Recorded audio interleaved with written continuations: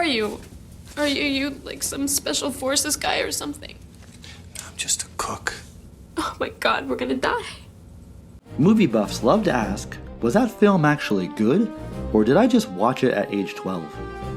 It's a risky thought experiment when dealing with late 80s and early 90s action heroes, because nostalgia has a way of convincing us that mall food courts were magical, VHS tapes were sacred, and a ponytailed Aikido master could neutralize international threats with a couple of wrist locks. Which brings us to Steven Seagal. If you ask a casual film goer to name a good Seagal movie, there's really only one socially acceptable answer: Under Siege from 1992. And here's the twist: that answer holds up even without nostalgia goggles. The interesting part is that Under Siege works not because it's a showcase for Seagal, but because it has all the infrastructural elements of a real studio action film that refuses to coast on its star's persona. Most Seagal movies are essentially vehicles, cheaply built and pointed in the general direction of an exploding oil refinery. But Under Siege is an honest-to-God movie. To understand why, it helps to look at the context. Where it sits in Seagal's career, why action cinema looked the way it did in the early 90s, and what the film does that his other outings simply don't. Seagal emerged during a very specific era in Hollywood action filmmaking. It was the tail end of the Reagan-infused super soldier fantasy, where big men with big guns represented national catharsis. But by the early 90s, the genre was evolving. The one-man army was still in fashion, but the execution was shifting toward stripped-down thrillers built on tactile practical effects, confined settings, and charismatic villains. Die Hard codified this template in 1988. The studios spent the next decade trying to bottle lightning again, in airports, on buses, on mountaintops, even on the president's plane. Under Siege landed right in the sweet spot. Big enough to feel theatrical, constrained enough to stay tense, and sufficiently self-aware to have fun without collapsing into parody. The film's premise is pure high-concept gold. Terrorists take over a battleship, and the only person who can stop them is the ship's cook, who conveniently happens to be an ex-Navy SEAL. It's a silly elevator pitch, but it's the kind of silliness that good action cinema thrives on. Clean, direct, and instantly legible. More importantly, the film commits to that premise with seriousness in craft rather than self-seriousness in tone. There's no winking at the camera, but there's also no attempt to imbue Seagal with mythic gravitas. He's not the reincarnation of Sun Tzu. He's a capable guy who knows his way around a blade in the ship's kitchen. This level of grounding, modest as it may sound, is already more character work than Seagal gets in most of his filmography.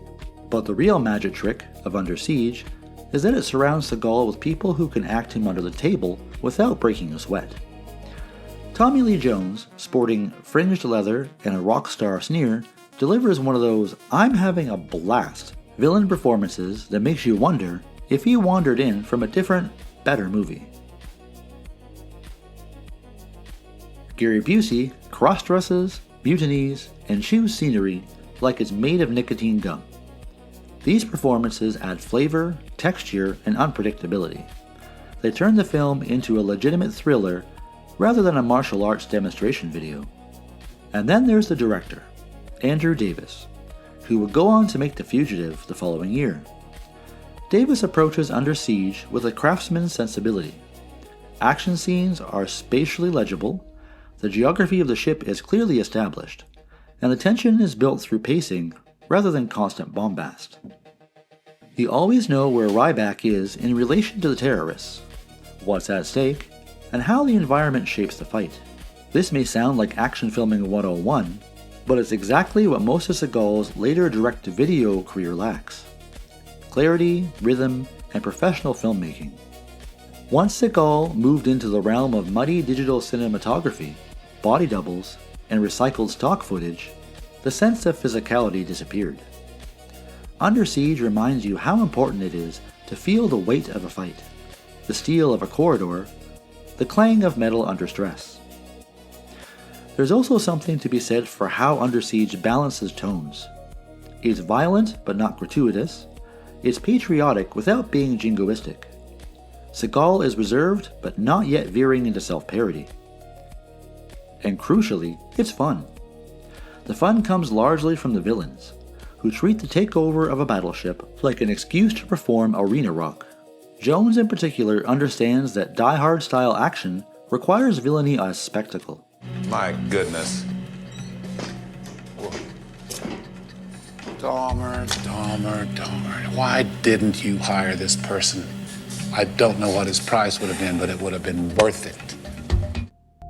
His bad guy is not ideologically deep, but he is memorably weird, which is more than can be said for the cardboard mercenaries that populate Seagal's later films. So why is Under Siege seemingly the only Seagal movie that cracks the consensus barrier of good? Part of it is that Seagal's persona, while strangely compelling at times, is also inherently limited. He doesn't emote much. He doesn't banter well.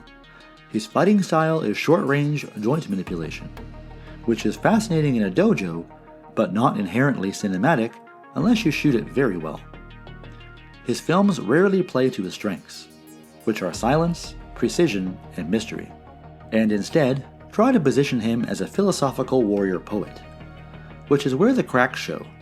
There's a reason his best moment in Under Siege might be him muttering, "I'm just a cook." So who are you? Are you like some special forces guy or something? I'm just a cook. A cook?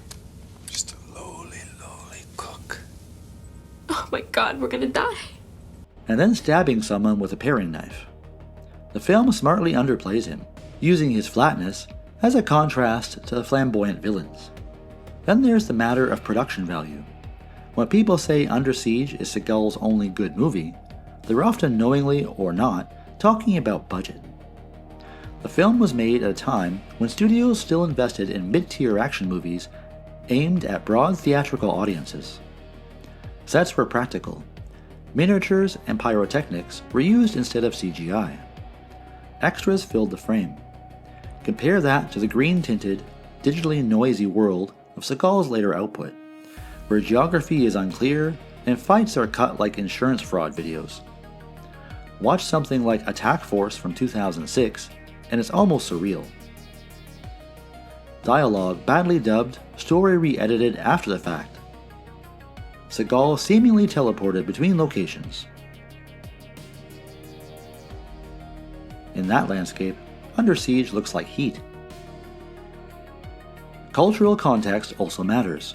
Before Under Siege, Seagal was still in the rising action star tier, sharing oxygen with Van Damme, Stallone on his downward slope, and Schwarzenegger on his upward one. Audiences were genuinely curious about him. By the time of his direct-to-video era, that curiosity had evaporated, replaced by a peculiar cult fascination that exists outside mainstream cinema discourse. The shift from theatrical action to direct-to-video wasn't unique to Seagal. Dolph Lundgren, Wesley Snipes, and others made that trip, but few had as dramatic a drop in perceived quality. Interestingly, Under Siege was respected enough to get a sequel. Under Siege 2: Dark Territory from 1995, a perfectly serviceable Die Hard on a train movie that lacks the chaotic villain chemistry of the original. It's not terrible, but it already shows the formula calcifying. It's Davis and Jones and Busey who made the first film sing, not the novelty of Seagal cracking skulls in a kitchen. If you view Under Siege through a cinephile lens, it's not really a Steven Seagal movie. It's a studio action thriller that happens to have Steven Seagal in it. That distinction explains everything. It's the difference between a movie built around a star's identity and a movie built around a premise, a director, and a cast. Many action stars are defined by the films built for them. Seagal's only critically respected film is the one that wasn't. This doesn't mean fans are wrong for enjoying his other output, but cinema history is full of bad movies that are beloved for their earnestness, weirdness, or cheese content. But if the question is whether Seagal ever made another good movie, in the conventional sense, well crafted, well performed, theatrically respectable, the answer is a pretty clean no. And that's okay. Every star gets their one moment to clarify. For Steven Seagal, It just happens to be the time terrorists took over a battleship, and Tommy Lee Jones got really into his sunglasses. You're incredible, Ryback.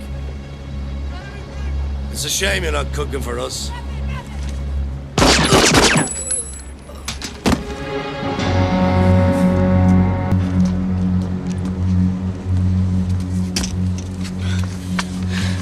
Next thing I know, you'll be dating musicians.